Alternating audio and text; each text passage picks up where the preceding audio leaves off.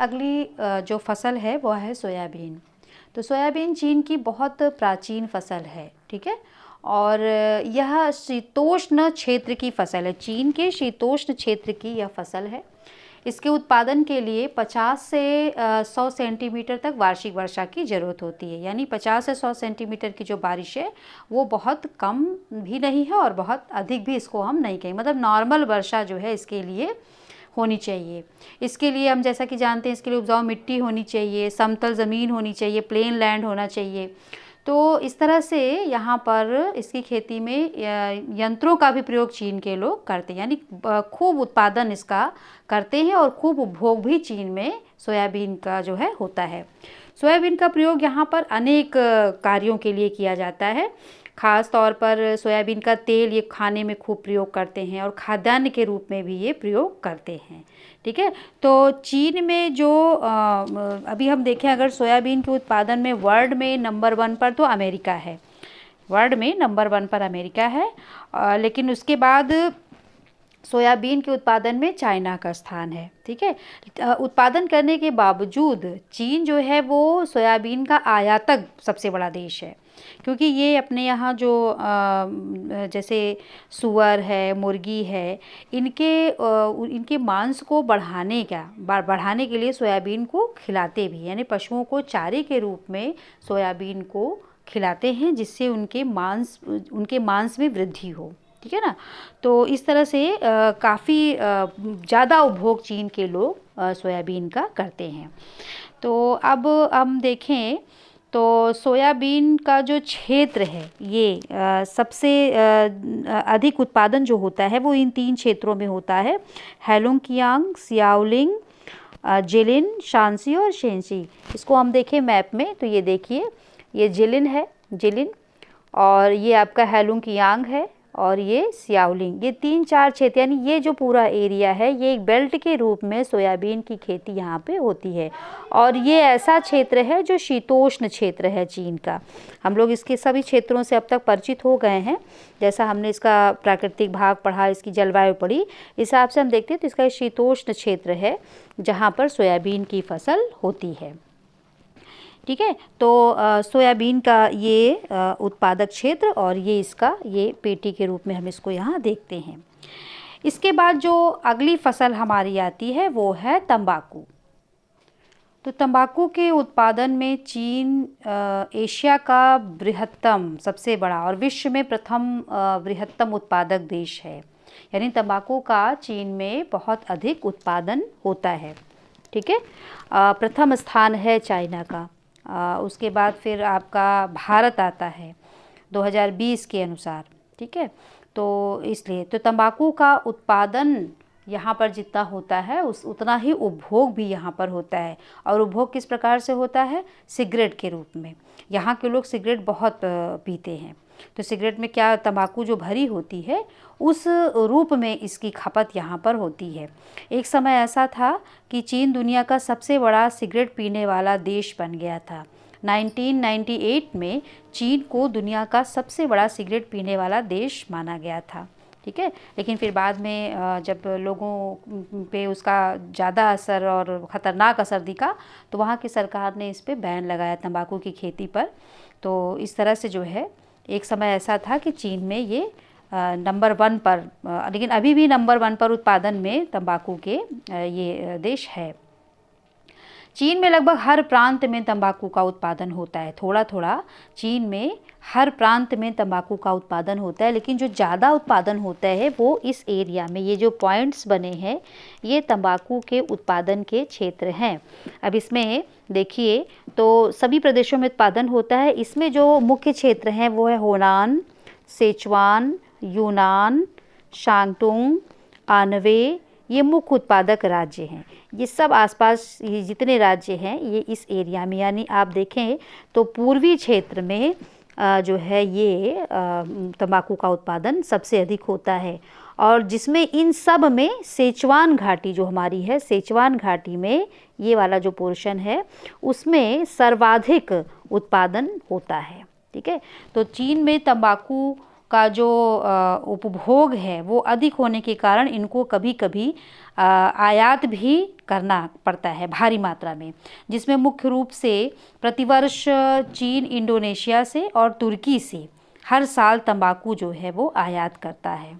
ठीक है, तो ये तंबाकू के बारे में हमने, चाइना में इस फसल के बारे में हमने जाना। इसके बाद हमारी जो अगली फसल आती है वो है कपास। चीन में कपास का भी उत्पादन अच्छे मात्रा में किया जाता है और लगभग 5 क्षेत्रों में चीन में कपास का उत्पादन होता है।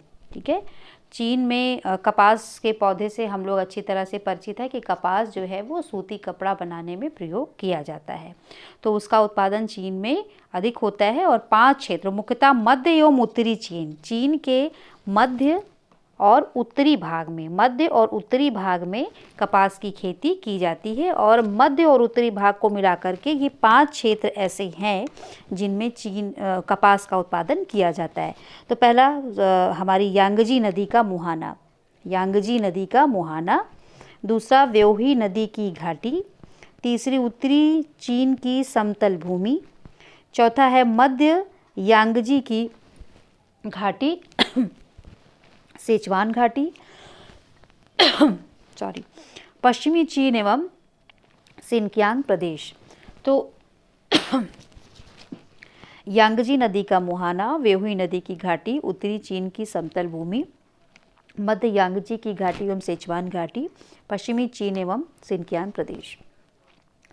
ये सभी चीन के ऐसे प्रदेश हैं, ये कपास, ये जो इस तरह की लाइनें बनी हुई हैं, ये वाले पार्ट, ये सब क्या है, ये कपास उत्पादक क्षेत्र हैं। तो कपास की खेती हम देख रहे हैं अधिकतर नदियों की घाटियों में और समतल भूमि पर हमारी हो रही है। ये सभी क्षेत्र इसी के आसपास ये पाए जा रहे हैं। ठीक है, तो एक केवल इसमें हमें ये दिख रहा है पश्चिमी चीन एवं सिनकियांग प्रदेश। तो पश्चिमी चीन यानी ये वाला जो भाग है ये सिनकियांग प्रदेश और पश्चिमी चीन के अंतर्गत आ जा रहा है। तो इस तरह से कपास की खेती हमारी 5 क्षेत्रों में होती है। चीन में कपास की जो फसल होती है उसके रेशे बहुत लंबे नहीं पाए जाते, मध्यम कोटि की कपास का उत्पादन चीन में होता है। मतलब लंबे रेशे की कपास जो है अच्छी मानी जाती है, लेकिन चीन में जो कपास का रेशा होता है वो अधिक लंबा नहीं होता है। मध्य यांगजी घाटी के हैंकाऊ क्षेत्र में कपास का उत्पादन अधिक होता है। मध्य यांगजी घाटी के हैंकाऊ क्षेत्र में कपास का उत्पादन बहुत अधिक होता है। हैंकाऊ क्षेत्र जो है वो कपास के लिए बहुत अच्छा माना जाता है। और एक जो है वो नई रिसर्च भी आई है कि चीन की अंतरिक्ष एजेंसी ने चांद पर कई प्रकार के पौधों को उगाना शुरू किया है, जिसमें उन्होंने सरसों, आलू और जो है दलहन, इन 3-4 तरह के पौधों के बीज वहाँ पर उन्होंने लगाए, जिसमें से कपास के बीज में अंकुरण हुआ। मतलब कह सकते हैं कि चाइना ने कपास के पौधे को चांद पर भी उगा करके एक चमत्कार का वो किया है। तो चीन ने कपास को चांद पर भी पहुँचा दिया। तो इस तरह से हम लोगों ने कुछ फसलों को देखा। और इसमें अब एक अगली फसल है चीन की, वो है तुंग वृक्ष से उत्पन्न होने वाला तुंग तेल। ये आपके जनरल नॉलेज के लिए है। तुंग तेल, चीन में तुंग तेल की बहुत अधिक इसका उत्पादन किया जाता है, जो तुंग वृक्ष से प्राप्त होता है। और चाइना से भी अधिक संयुक्त राज्य अमेरिका के दक्षिणी भाग में तुंग तेल का बहुत अधिक उत्पादन होता है। लेकिन इसके बाद भी जो है चाइना तुंग तेल के उत्पादन में प्रथम स्थान पर है और द्वितीय स्थान ये संयुक्त राज्य अमेरिका को मिला। तुंग तेल है क्या, इससे ये किस चीज़ में यूज होता है? तो तुंग तेल जो है वो पेंट और वार्निश, कपड़ा, ये सब बनाने में इसका यूज होता है। और ये मुख्यतः चीन के यांगजी एवं सिचुआन की घाटी, ये वाला जो पोर्शन है चाइना का, यांगजी और सिचुआन, यहाँ से लेकर के पूरा यहाँ तक ये पौधे, ये वृक्ष लगाए गए हैं और यहीं से इसका जो है उत्पादन किया जाता है। इनके लिए जो है समतल ढाल यानी पर्वतों के ढालों पर इसके वृक्षों को लगाया जाता है, यानी ढलवा ज़मीन, यहाँ से जो ये एरिया है वो ढलवा है, इसी कारण से इसकी खेती यहाँ पे होती। समतल भूमि इसके लिए नहीं चाहिए, इसके लिए पर्वतों के ढाल चाहिए। तो ढालू ज़मीन यहाँ से यहाँ तक इसकी पूरी बेल्ट है तुंग वृक्ष की, जिससे यहाँ पर उत्पादन जो है वो अधिक होता है। तुंग तेल जो है उन वृक्षों से प्राप्त किया जाता है।